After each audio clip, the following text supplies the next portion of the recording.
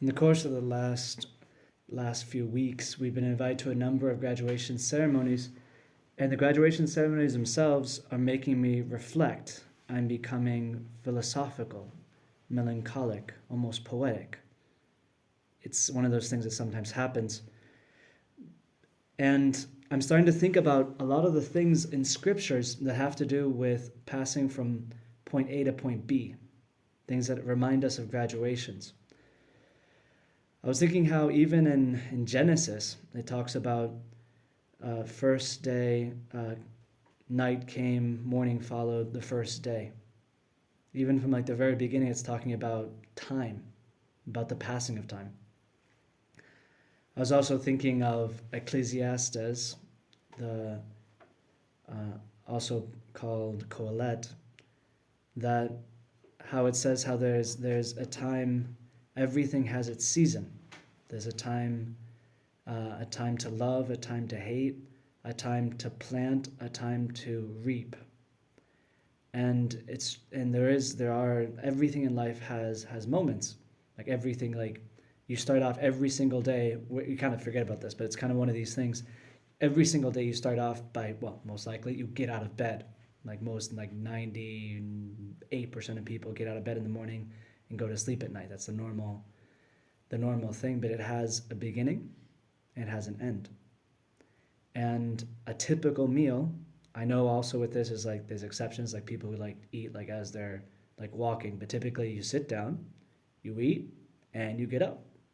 There's a beginning and there's an end.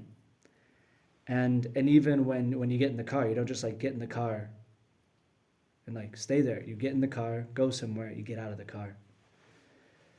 And it's a reflection also on, because all these little beginnings from day to day, month to month, year to year, ceremony from one graduation ceremony to another, they're inviting us, I think, at least in my heart, this is what I'm thinking about, they're inviting me anyway to reflect on the big beginning and the big end. On the fact that this life has a beginning with conception and it has an end with death. Today in the Psalm, it actually says, come with joy into the presence of the Lord. And when you think about it, that's like, oh, okay, obviously, like, okay, I'm supposed to like walk into like the church like joyful. Okay, that's good. You know, if you like actually start doing that, that's a good start. But it says, come into the Lord's presence with joy. It's a reflection also that the moment par excellence when we come into his presence is, yep, it's a scary word, death. In other words, that moment when we're going to die is going to be the moment of coming into the Lord's presence. I know in Italy there was a moment when we were waiting to go in to see the church where St. Augustine was buried in Pavia, and we were actually waiting, trying to look for a place to eat, and we found this wall, and we found out that behind the wall was a monastery. It was a Carthusian monastery. It was like a castle. It was amazing. It was really beautiful.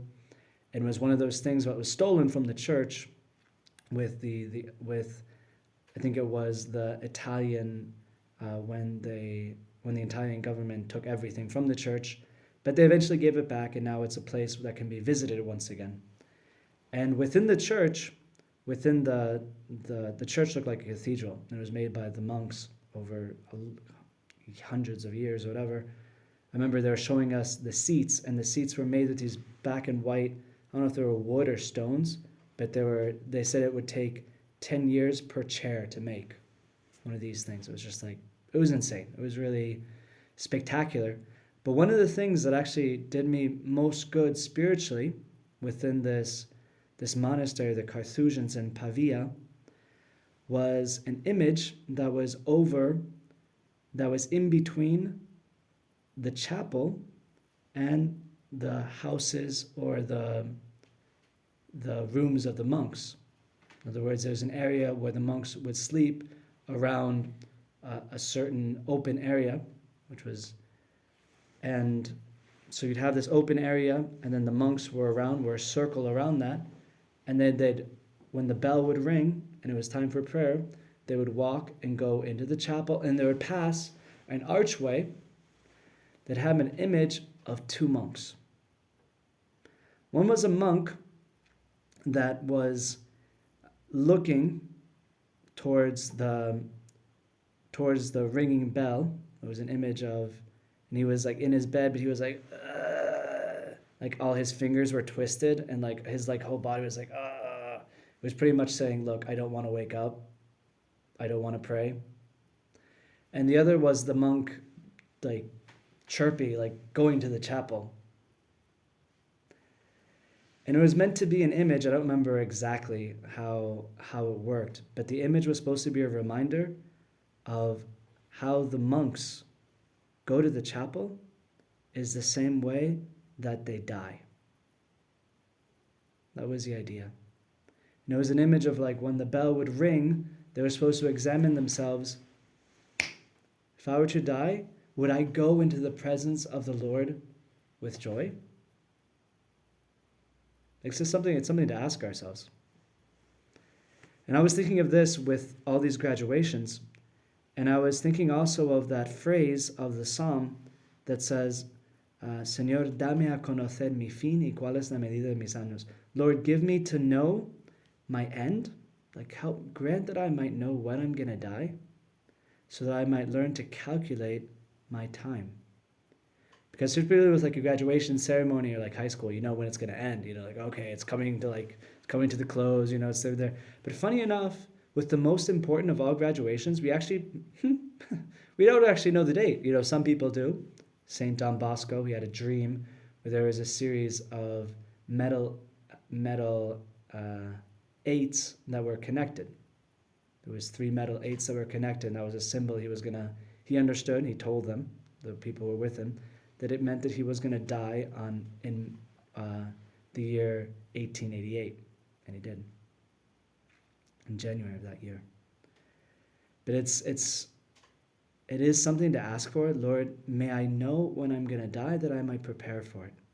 Not in the sense of like, not in the sense of just like getting stuff done, as much as preparing my heart, so that my heart, because Jesus says, where one's treasure is, there also their heart will be.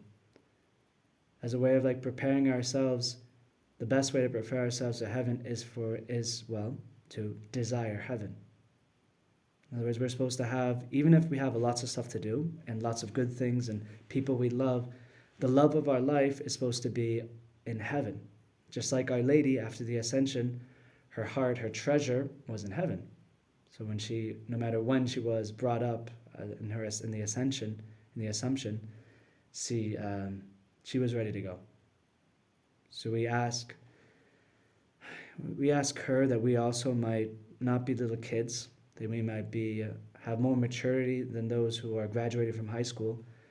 That we might be preparing ourselves for that graduation, for that important end of season, which the Lord wishes to give us as a gift, but we ask him that he might not come as a thief, but as he came for the Blessed Virgin. Amen.